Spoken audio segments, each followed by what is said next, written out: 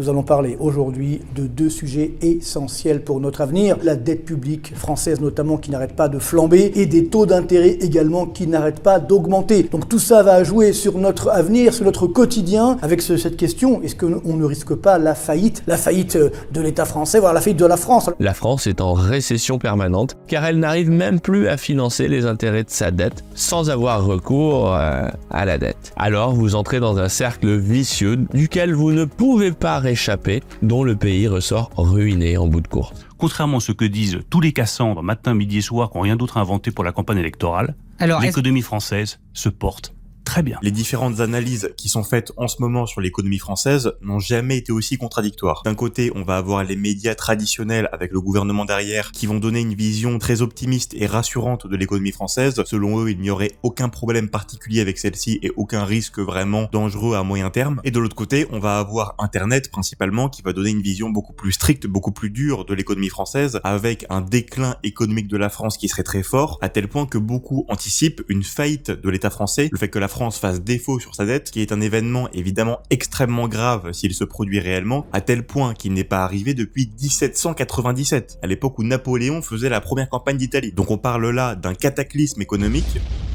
Pour essayer de se faire l'avis le plus objectif possible sur la question, on va essayer de synthétiser le point de vue international. Pourquoi ? Parce que si vous demandez à 10 économistes français de vous donner un avis sur l'économie française, ils vont vous donner 10 avis qui vont être complètement différents et totalement contradictoires. Là où si vous leur demandez 10 avis sur l'économie vietnamienne ou japonaise, ils vont avoir des avis qui vont être beaucoup plus proches entre eux et qui vont être beaucoup plus objectifs et proches de la réalité. Analyser sa propre économie, c'est très difficile parce que vous allez avoir beaucoup plus d'affect, un point de vue politique qui va rentrer en compte, un point de vue personnel, et tout ça va forcément vous influencer. Là où à l'inverse, des économistes japonais ou vietnamiens qui analyseraient l'économie française auraient un avis qui serait beaucoup plus objectif et proche de la réalité. Alors pour donner un peu de contexte, tous les chiffres qu'on va donner seront en ratio dette sur PIB. Ça n'a aucun intérêt particulier à part faire des gros titres de journaux de mettre que la France a dépassé les 3000 milliards de dettes ou les 4000 milliards de dettes, d'autant plus dans un monde où il y a une inflation qui va être très forte. Ces chiffres en valeur nominale n'ont pas beaucoup d'intérêt. Alors la France est endettée à 111% de son PIB, ce qui est 20% plus élevé que la moyenne de la zone euro qui est à 91%.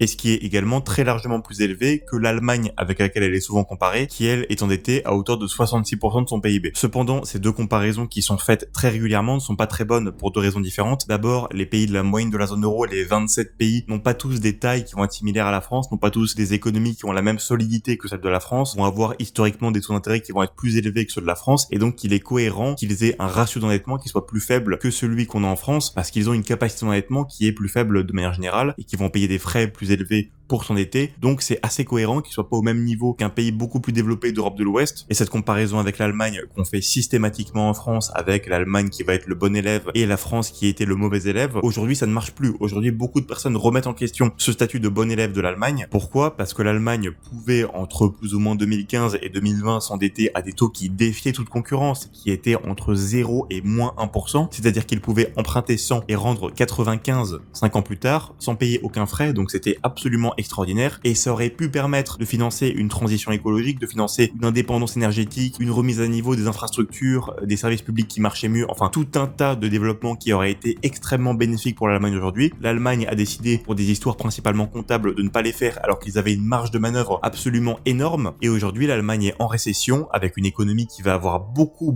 de mal à redémarrer. C'est le pays en Europe qui a la plus violente récession. Ses infrastructures et ses services publics sont autant en crise que ce français, voire largement plus en crise en réalité.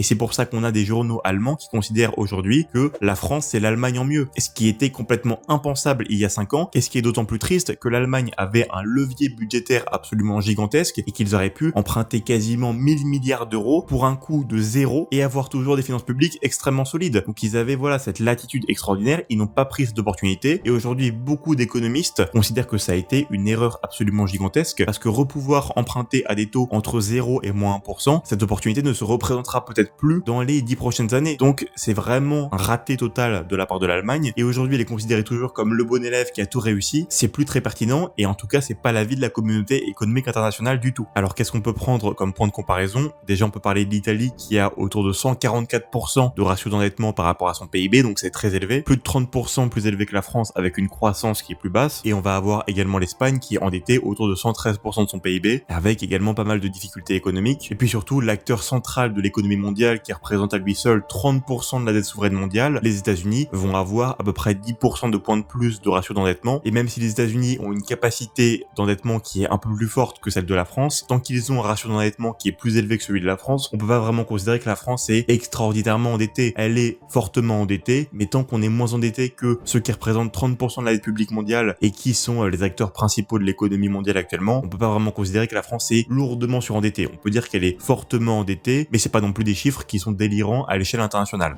Alors, au niveau des risques qui sont liés à ce niveau d'endettement relativement élevé, le premier qu'on va voir, qui est largement le plus probable, largement le plus néfaste aussi, et que vous connaissez en plus déjà tous, c'est l'inflation. Alors l'inflation n'est pas vraiment due à un haut niveau d'endettement par rapport au PIB, c'est surtout dû à une forte dépense publique sur un horizon de temps relativement court, par exemple au moment du Covid évidemment, et puis ça va être amplifié par d'autres facteurs, notamment des problèmes géopolitiques, notamment des entreprises qui se gavent ensuite sur les marges ou qui profitent de la situation, mais la forte dépense publique peut créer de l'inflation et ça peut également maintenir l'inflation à des niveaux relativement élevés ou relancer une nouvelle phase d'inflation qui pourrait arriver par la suite prochainement. Enfin, c'est très difficile de prévoir l'avenir, mais c'est un scénario qui est très fortement probable. Et comme vous le savez, l'inflation va avoir un effet extrêmement négatif sur quasiment toute la population et particulièrement sur les épargnants qui vont avoir de l'épargne qui va être investie de manière assez conservatrice, assez défensive, voire carrément en cash. Eux vont voir se transformer une épargne qui pouvait subvenir à leurs besoins pendant par exemple un an en une épargne qui pourrait seulement aujourd'hui subvenir à leurs besoins pendant 8 mois ou 9 mois. Enfin, ça va être une perte de pouvoir d'achat très nette au niveau des épargnants. Mais si les perdants de l'inflation sont les gens qui ont de l'épargne, les grands gagnants de l'inflation sont les personnes qui ont de la dette et particulièrement les personnes qui ont de la dette et qui ont des revenus qui, eux, s'ajustent en fonction de l'inflation, comme par exemple un État. Un État va avoir des revenus qui vont principalement venir de la TVA, des impôts et des taxes, qui sont des revenus qui vont être ajoutés instantanément ou très rapidement au niveau de l'inflation. Et donc les revenus des États vont suivre, voire dépasser ceux de l'inflation, là où à l'inverse, leur niveau de dette n'est évidemment pas indexé sur l'inflation. Et c'est donc une situation qui est extrêmement bénéfique pour des États qui sont très endettés, par exemple la France. Et ça se voit d'ailleurs assez rapidement dans les graphiques. Si vous regardez le ratio dette sur PIB de la France entre 2021 et 2023, vous verrez qu'il a assez nettement baissé, ce qui est très étonnant parce que la France n'a fait aucune économie particulière. À l'inverse, le gouvernement français a largement dépensé, mais puisque l'inflation grignote assez rapidement en réalité la dette, eh bien ce ratio dette sur PIB a baissé malgré des dépenses de l'État qui étaient même à des records historiques. Donc si la plupart des Français sont perdants sur l'inflation, s'il y a bien une personne qui est gagnante au niveau de l'inflation, c'est les finances de l'État français qui s'en portent largement mieux et un niveau d'inflation qui resterait à ces niveaux-là serait une véritable aubaine pour le gouvernement qui pourrait continuer à dépenser très fortement en ayant cependant un ratio d'endettement qui resterait au même niveau, voire qui diminuerait avec le temps. On pourrait même se poser la question de potentiels conflits d'intérêts au niveau de certains gouvernements européens qui auraient tout intérêt à garder une inflation relativement élevée pendant relativement longtemps pour pouvoir se désendetter sans avoir besoin de faire la moindre économie particulière pour cela. Typiquement, les finances publiques françaises seraient bien plus contentes d'avoir une inflation autour de 5% pendant 3 à 4 ans que d'avoir une inflation à zéro qui, elle, rendrait la charge de la dette, on va voir après, beaucoup plus difficile à supporter. Et par contre, on va le voir dans la prochaine partie, annoncer à la fois une inflation qui devrait rester très forte, voire qui pourrait réaugmenter, et un défaut de l'État en même temps, ce sont des déclarations qui n'ont pas de sens, qui sont incompatibles entre elles, puisque l'inflation aspire à la dette petit à petit, qu'il est très compliqué d'augmenter son taux d'endettement avec une inflation forte, et donc le défaut qui est l'étape finale du surendettement est extrêmement compliqué dans une situation où vous ne pouvez quasiment pas augmenter votre ratio d'endettement. Ce sont deux déclarations qui individuellement ont un petit peu de sens. L'inflation, c'est très probable. Le défaut, on va le voir dans la prochaine partie, c'est beaucoup plus improbable. Mais les deux en même temps, c'est un scénario qui, pour la France dans le contexte actuel, est vraisemblablement impossible et est presque de l'ordre de l'incompréhension des phénomènes dont on parle. Parce que c'est deux phénomènes qui sont incompatibles, comme une sécheresse et des pluies torrentielles. Très compliqué que ça arrive en même temps. Là, ça serait un peu pareil. Une inflation très forte et un défaut, c'est deux phénomènes qui peuvent très difficilement arriver en même temps. On en arrive au sujet central de la vidéo, qui est la question de la probabilité d'un défaut, d'une faillite de l'État français. Aujourd'hui, cette probabilité est située sensiblement entre 0 et 1% à moyen terme. Alors vous auriez toutes les raisons de ne pas me croire sur parole, donc on va donner deux éléments pour illustrer ça. Tout d'abord, comme vous le savez, le taux d'intérêt français augmente assez significativement en ce moment. Il est aujourd'hui à 3,4% annuel, donc c'est un taux d'intérêt qui est très largement plus élevé qu'il ne l'était en 2019 où il était en dessous de 0. Cependant, certaines personnes supposent que ce taux d'intérêt augmente parce que les marchés ne font plus confiance à la France, parce que les marchés ont peur d'un potentiel défaut de la France. Ce n'est absolument pas le cas. Le taux d'intérêt de la dette française a augmenté comme tous les taux d'intérêt du monde parce que les banques centrales ont décidé d'augmenter leur taux directeur pour combattre l'inflation et ce qui force les États à emprunter à des niveaux plus élevés. Cependant, la confiance relative que donnent les marchés financiers à la France est toujours excellente excellente, et pour preuve, ils sont toujours dans le top 10 des nations avec le taux d'intérêt le plus bas au monde, ce qui veut dire que grosso modo, pour les marchés financiers, la France est l'un des 10 pays les plus sûrs dans lequel mettre son argent. Et cette confiance des marchés financiers est extrêmement importante puisque ce sont plus ou moins eux qui décident de si un pays fait défaut ou pas. Un défaut, c'est le fait que les marchés financiers refusent de prêter encore de l'argent à un État pour qu'il puisse refinancer sa dette, et donc l'avis des marchés financiers n'est pas seulement un avis, c'est à la fois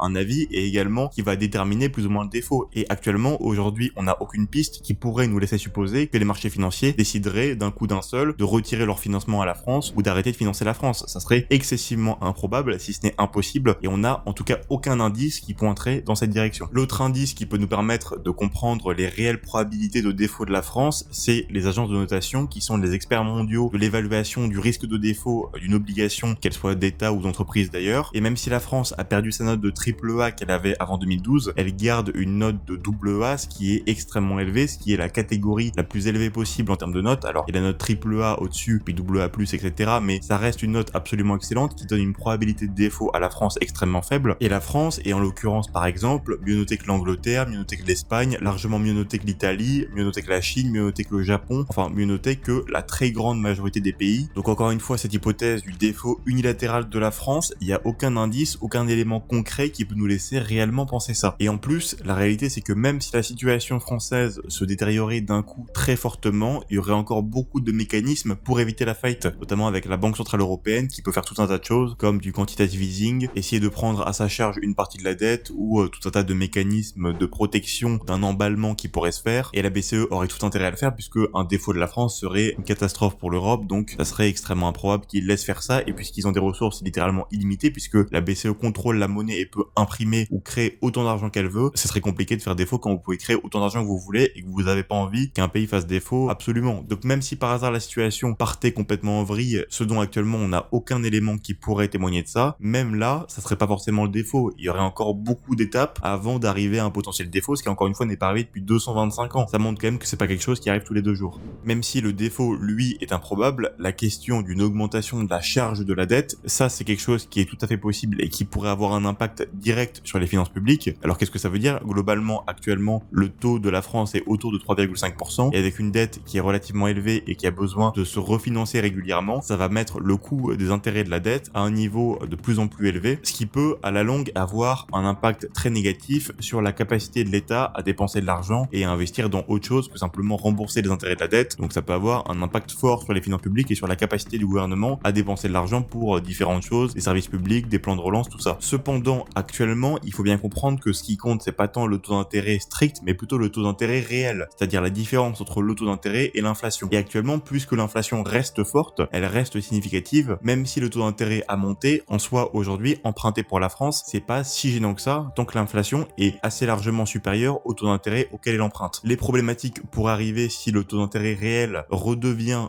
positif, c'est-à-dire que l'inflation est en dessous assez largement du taux d'intérêt qui est à 3,5%. Seulement, encore une fois, puisque le taux d'intérêt a augmenté à cause du taux directeur, il suffirait que la Banque Centrale Européenne réduise ensuite les taux d'intérêt à un niveau plus proche de l'inflation pour que la charge de la dette soit pas trop forte. Par contre, si effectivement l'inflation s'effondre et arrive à des niveaux proches de 0% et que le taux d'intérêt de la France reste autour de 3,5% sur une période relativement longue, là ça pourrait avoir un vrai gros impact sur les finances publiques et limiter très drastiquement les capacités de financement de la France pour les différentes choses dont elle a besoin et la forcer, la contraindre à faire des économies rudes parce que tout simplement son budget va être, lui pour le coup, mangé par les taux d'intérêt qui seraient trop hauts et qui mettraient un coût de la dette extrêmement élevé. Alors ce scénario pourrait tout à fait arriver, mais il va pas arriver normalement sur une très longue période parce que les taux d'intérêt directeurs de la Banque Centrale Européenne ont augmenté pour justement combattre l'inflation, et si l'inflation se retrouve à des niveaux proches de zéro, elle n'aurait pas forcément d'intérêt à les laisser relativement hauts pendant très longtemps. Elle pourrait et elle va probablement les laisser un petit peu plus haut pendant un certain temps pour être sûr que l'inflation ne revienne pas, mais dans l'idée générale, elle va pas les laisser à 3,5% pendant 10 ans si l'inflation est à zéro, ce qui ça pour le coup aurait un impact absolument terrible sur l'économie et sur les finances françaises, mais pas que françaises d'ailleurs, sur les finances de tous les pays européens fortement endettés, dont l'Italie, l'Espagne, la Grèce évidemment, le Portugal, enfin tous les pays européens fortement endettés souffriraient peut-être même encore plus que la France, et donc c'est un scénario qui est quand même assez dur à imaginer sur le long terme. Tout ça pour dire que effectivement la France est assez fortement endettée, effectivement si on continue à s'endetter encore plus fortement, la charge de la dette pourrait devenir un vrai problème. Cependant, quand on regarde le contexte international, la France reste très privilégié en termes de gestion de sa dette. C'est un pays qui a une très forte capacité d'emprunt, à qui les marchés financiers donnent un taux d'intérêt qui va être parmi les plus bas du monde, qui n'est pas particulièrement à risque en termes de défaut, qui est même un des pays à l'inverse qui va être considéré comme parmi les plus solides. Et puis également, le fait de vouloir faire des économies, c'est très bien, mais quand on parle par exemple de vouloir atteindre l'excédent budgétaire en France, c'est des déclarations qui sont quand même extrêmement violentes, parce que ça voudrait dire économiser plus de 150 milliards d'euros par an, donc 2 fois le budget de l'éducation nationale, ou réduire le budget de tous les services publics de 20%. Donc on est vraiment sur des économies gigantesques qui en plus peuvent avoir des impacts sur le PIB, puisque l'austérité est une politique qui a été faite beaucoup en Europe, notamment en Italie, où ça n'a pas du tout marché, notamment en Angleterre, où c'est aujourd'hui très critiqué. Donc l'austérité budgétaire très chère à l'Europe, aujourd'hui elle est beaucoup remise en question. Et est-ce qu'on a vraiment besoin pour des logiques comptables de réduire les dépenses publiques de manière brutale? Pas forcément, en tout cas les marchés financiers aujourd'hui ne le demandent pas. Bon, j'espère que la vidéo vous a plu, je sais qu'elle va être pas très appréciée parce que l'opinion générale sur l'économie française, sur internet en France est extrêmement négative. Donc là avec une vidéo qui est un peu neutre, je pense que je vais m'attirer pas mal de critiques, mais bon, c'est un peu le but de la chaîne, se faire insulter. C'est pas particulièrement une critique envers le point de vue d'autres personnes qui peuvent avoir des avis plus négatifs, mais le problème que je trouve, c'est qu'il y a vraiment beaucoup d'avis négatifs sur internet. Merci pour ce constat pessimiste, mais réaliste. Mais non, on est réaliste. Mais réaliste, lucide, voilà. On n'est pas pessimiste du tout. Et peu d'avis, peut-être un peu plus neutres, un peu plus optimistes, et à l'inverse, voilà, le point de vue un peu catastrophique parfois, ou en tout cas très pessimiste, il est très largement partagé, parfois sans raison particulière, notamment sur le cas du défaut, qui est quand même un scénario assez tiré par les cheveux. Voilà, à la prochaine, à plus.